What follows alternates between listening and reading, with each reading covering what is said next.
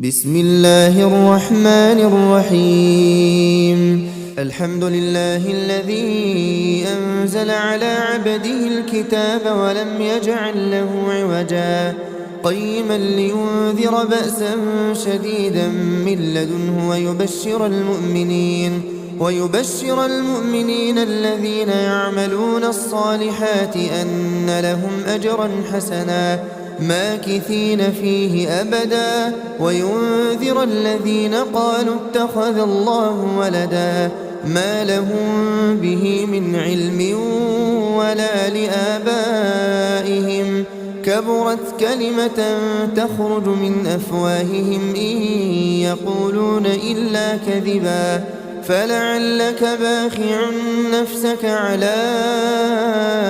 آثارهم إن لم يؤمنوا بهذا الحديث أسفا إنا جعلنا ما على الأرض زينة لها لنبلوهم أيهم أحسن عملا وإنا لجاعلون ما عليها صعيدا جرزا أم حسبت أن أصحاب الكهف والرقيم كانوا من آياتنا عجبا إذ أوى الفتية إلى الكهف فقالوا ربنا آتنا من لدنك رحمة وهيئ لنا من أمرنا رشدا فضربنا على آذانهم في الكهف سنين عددا ثم بعثناهم لنعلم أي الحزبين أحصى لما لبثوا أمدا نحن نقص عليك نبأهم بالحق إنهم فتية آمنوا بربهم وزدناهم هدى وربطنا على قلوبهم إذ قاموا فقالوا ربنا رب السماوات والأرض لن ندعو من دونه إلها لقد قلنا إذا شططا هؤلاء قومنا اتخذوا من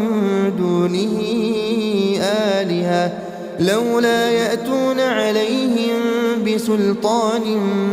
بين فمن أظلم ممن افترى على الله كذبا وإذ اعتزلتموهم وما يعبدون إلا الله فأووا إلى الكهف ينشر لكم ربكم من رحمته ويهيئ لكم من أمركم مرفقا وترى الشمس إذا طلعت تزاور عن كهفهم ذات اليمين وإذا غربت تقرضهم ذات الشمال وهم في فجوة منه ذلك من آيات الله من يهد الله فهو المهتد ومن يضلل فلن تجد له وليا مرشدا وتحسبهم أيقاظا وهم رقود ونقلبهم ذات اليمين وذات الشمال وكلبهم باسط ذراعيه بالوصيد لو اطلعت عليهم لوليت منهم فرارا ولملئت منهم رعبا وكذلك بعثناهم ليتساءلوا بينهم قال قائل منهم كم لبثتم قالوا لبثنا يوما أو بعض يوم قالوا ربكم أعلم بما لبثتم فابعثوا أحدكم بورقكم هذه إلى المدينة فلينظر أيها أزكى طعاما فليأتكم برزق منه وليتلطف ولا يشعرن بكم أحدا إنهم إن يظهروا عليكم يرجموكم أو يعيدوكم في ملتهم ولن تفلحوا إذا أبدا وكذلك أعثرنا عليهم ليعلموا أن وعد الله حق وأن الساعة لا ريب فيها إذ يتنازعون بينهم أمرهم فقالوا ابنوا عليهم بنيانا ربهم أعلم بهم قال الذين غلبوا على أمرهم لنتخذن عليهم مسجدا سيقولون ثلاثة رابعهم كلبهم ويقولون خمسة سادسهم كلبهم رجما بالغيب ويقولون سبعة وثامنهم كلبهم قل ربي أعلم بعدتهم ما يعلمهم إلا قليل فلا تمار فيهم إلا مراء ظاهرا ولا تستفت فيهم منهم أحدا ولا تقولن لشيء إني فاعل ذلك غدا إلا أن يشاء الله واذكر ربك إذا نسيت وقل عسى أن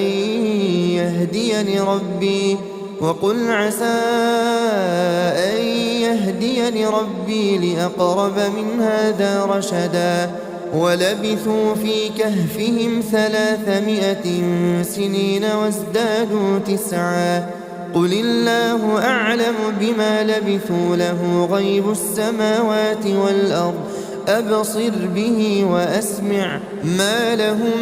من دونه من ولي ولا يشرك في حكمه أحدا واتل ما أوحي إليك من كتاب ربك لا مبدل لكلماته ولن تجد من دونه ملتحدا واصبر نفسك مع الذين يدعون ربهم بالغداة والعشي يريدون وجهه ولا تعد عيناك عنهم تريد زينة الحياة الدنيا ولا تطع من أغفلنا قلبه عن ذكرنا واتبع هواه وكان أمره فرطا وقل الحق من ربكم فمن شاء فليؤمن ومن شاء فليكفر إنا أعتدنا للظالمين نارا أحاط بهم سرادقها وإن يستغيثوا يغاثوا بماء كالمهل يشوي الوجوه بئس الشراب وساءت مرتفقا إن الذين آمنوا وعملوا الصالحات إنا لا نضيع أجر من أحسن عملا أولئك لهم جنات عدن تجري من تحتهم الأنهار يحلون فيها من أساور من ذهب ويلبسون ثيابا خضرا من سندس واستبرق متكئين فيها على الأرائك نعم الثواب وحسنت مرتفقا واضرب لهم مثل الرجلين جعلنا لأحدهما جنتين من أعناب وحففناهما بنخل وجعلنا بينهما زرعا كلتا الجنتين آتت أكلها ولم تظلم منه شيئا وفجرنا خلالهما نهرا وكان له ثمر فقال لصاحبه وهو يحاوره أنا أكثر منك مالا وأعز نفرا ودخل جنته وهو ظالم لنفسه قال ما أظن أن تبيد هذه أبدا وما أظن الساعة قائمة ولئن رددت إلى ربي لأجدن خيرا منها منقلبا. قال له صاحبه وهو يحاوره أكفرت بالذي خلقك من تراب ثم من نطفة ثم سواك رجلا لكن هو الله ربي ولا أشرك بربي أحدا. ولولا إذ دخلت جنتك قلت ما شاء الله لا قوة إلا بالله إن ترني أنا أقل منك مالا وولدا فعسى ربي أن يؤتيني خيرا من جنتك ويرسل عليها حسبانا من السماء فتصبح صعيدا زلقا أو يصبح ماؤها غورا فلن تستطيع له طلبا. وأحيط بثمره فأصبح يقلب كفيه على ما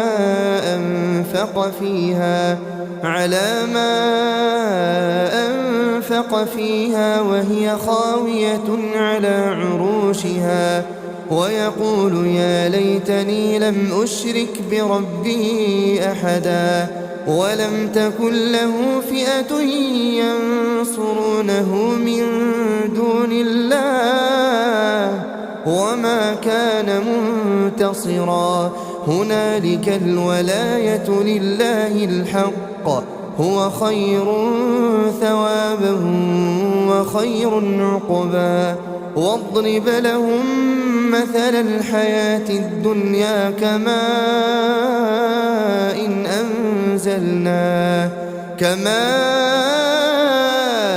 إن أنزلناه من السماء فاختلط به نبات الأرض فأصبح هشيما تذروه الرياح وكان الله على كل شيء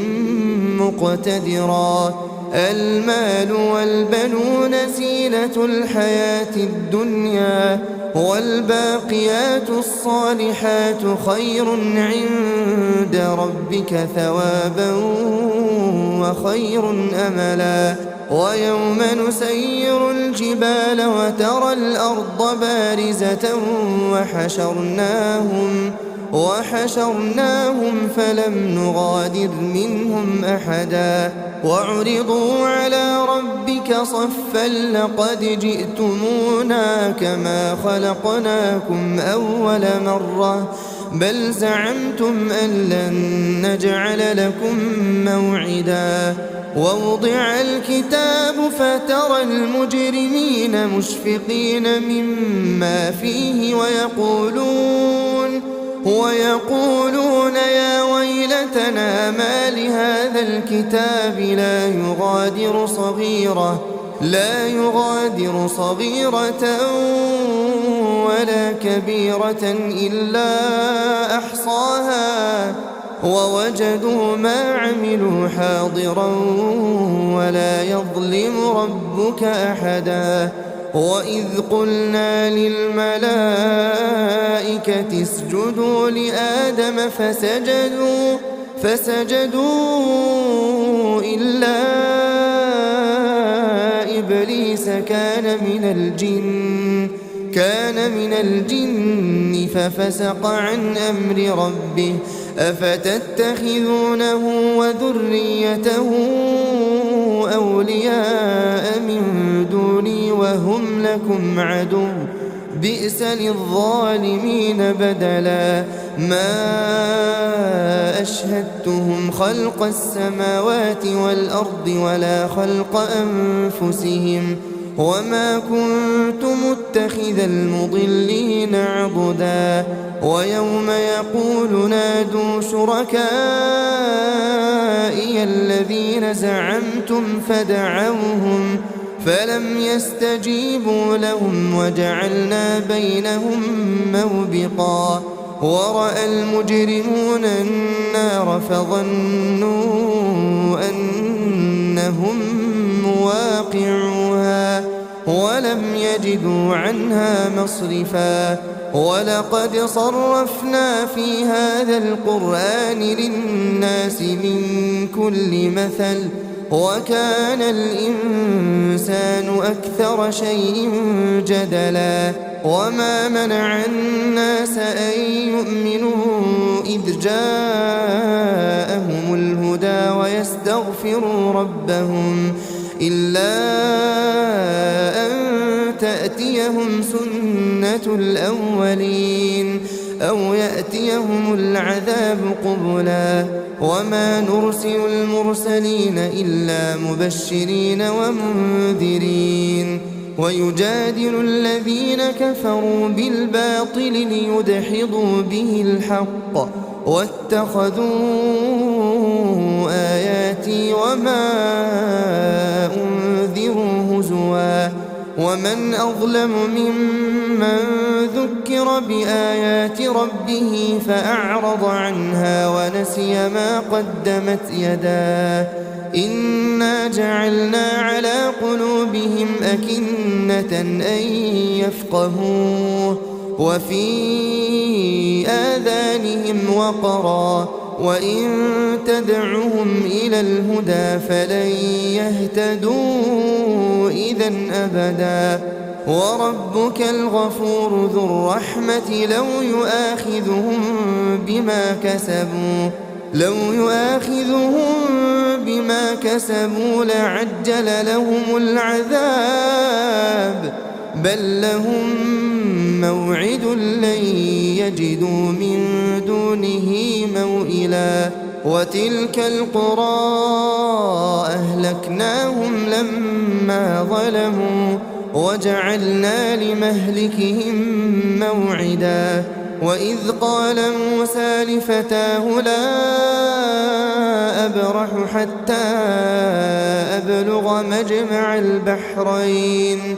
حتى أبلغ مجمع البحرين أو أمضي حقبا فلما بلغا مجمع بينهما نسيا حوتهما فاتخذ سبيله في البحر سربا فلما جاوزا قال لفتاه آتنا غداءنا لقد لقينا من سفرنا هذا نصبا قال أرأيت إذ أوينا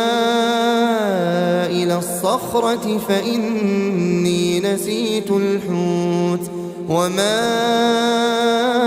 أنسانيه إلا الشيطان أن أذكره واتخذ سبيله في البحر عجبا قال ذلك ما كنا نبغي فارتدا على آثارهما قصصا فوجدا عبدا من عبادنا آتيناه رحمة من عندنا وعلمناه من لدنا علما قال له موسى هل أتبعك على أن تعلمني مما علمت رشدا قال إنك لن تستطيع معي صبرا وكيف تصبر على ما لم تحط به خبرا قال ستجدني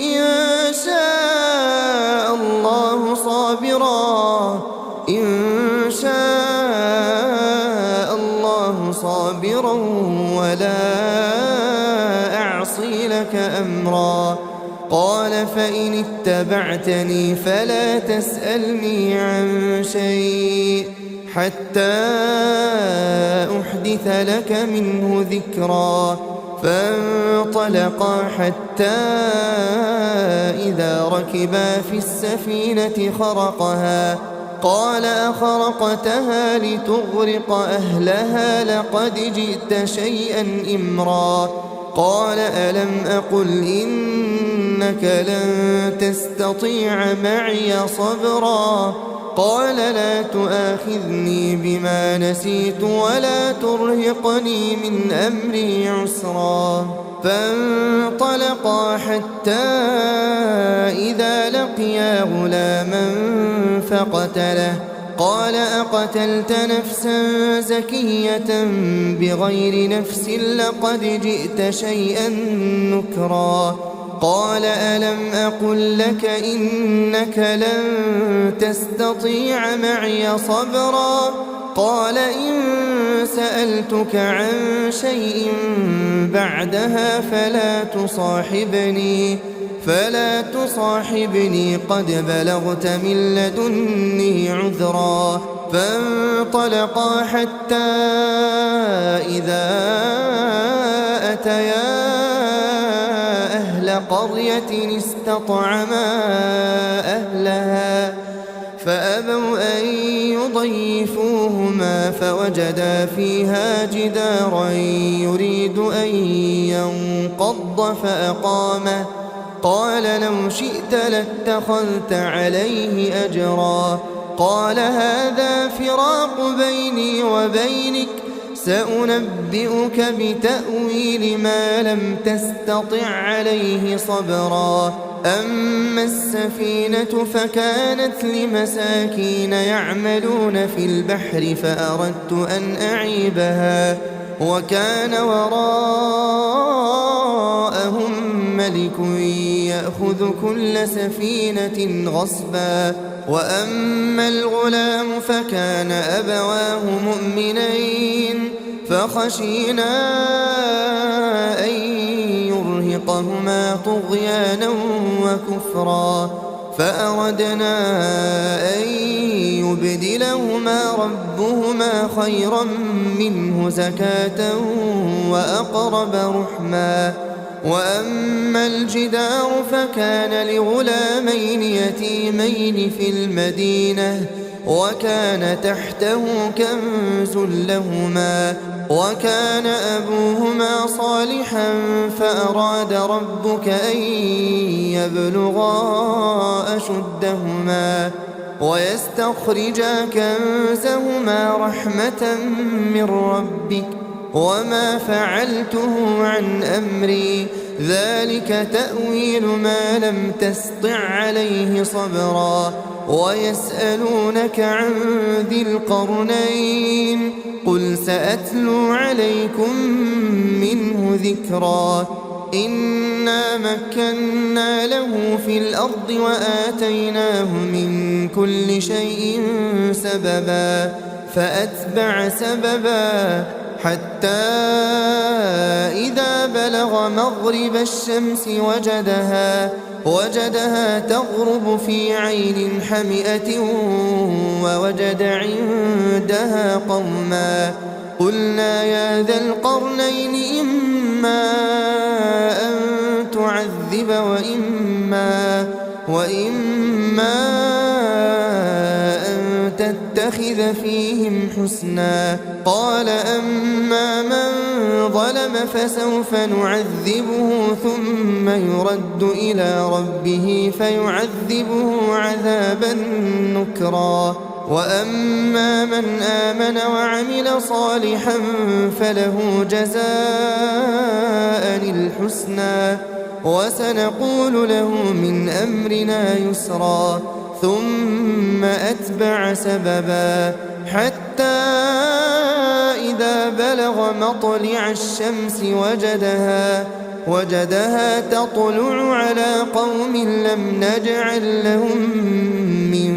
دونها سترا كذلك وقد أحطنا بما لديه خبرا ثم أتبع سببا حتى إذا بلغ بين السدين وجد من دونهما قوما لا يكادون يفقهون قولا قالوا يا ذا القرنين إن يأجوج ومأجوج مفسدون في الأرض فهل نجعل لك خرجا على أن تجعل بيننا وبينهم سدا؟ قال ما مكني فيه ربي خير فأعينوني بقوة أجعل بينكم وبينهم ردما آتوني زبر الحديد حتى إذا ساوى بين الصدفين قال انفخوا حتى إذا جعله نارا قال آتوني أفرغ عليه قطرا فما استطاعوا أن يظهروه وما استطاعوا له نقبا قال هذا رحمة من ربي فإذا جاء وعد ربي جعله دكاء وكان وعد ربي حقا وتركنا بعضهم يومئذ يموج في بعض ونفخ في الصور فجمعناهم جمعا وعرضنا جهنم يومئذ للكافرين عرضا الذين كانت أعينهم في غطاء عن ذكري وكانوا لا يستطيعون سمعا أفحسب الذين كفروا أن يتخذوا عبادي من دوني أولياء إنا أعتدنا جهنم للكافرين نزلا قل هل ننبئكم بالأخسرين أعمالا الذين ضل سعيهم في الحياة الدنيا وهم يحسبون أنهم يحسنون صنعا أولئك الذين كفروا بآيات ربهم ولقائه فحبطت أعمالهم فلا نقيم لهم يوم القيامة وزنا ذلك جزاؤهم جهنم بما كفروا واتخذوا آياتي ورسلي هزوا إن الذين آمنوا وعملوا الصالحات كانت لهم جنات الفردوس نزلا خالدين فيها لا يبغون عنها حولا قل لو كان البحر مدادا لكلمات ربي لنفد البحر قبل أن تنفد كلمات ربي ولو جئنا بمثله مددا قل إنما أنا بشر مثلكم يوحى إلي أنما إلهكم إله واحد فمن كان يرجو لقاء ربه فليعمل عملا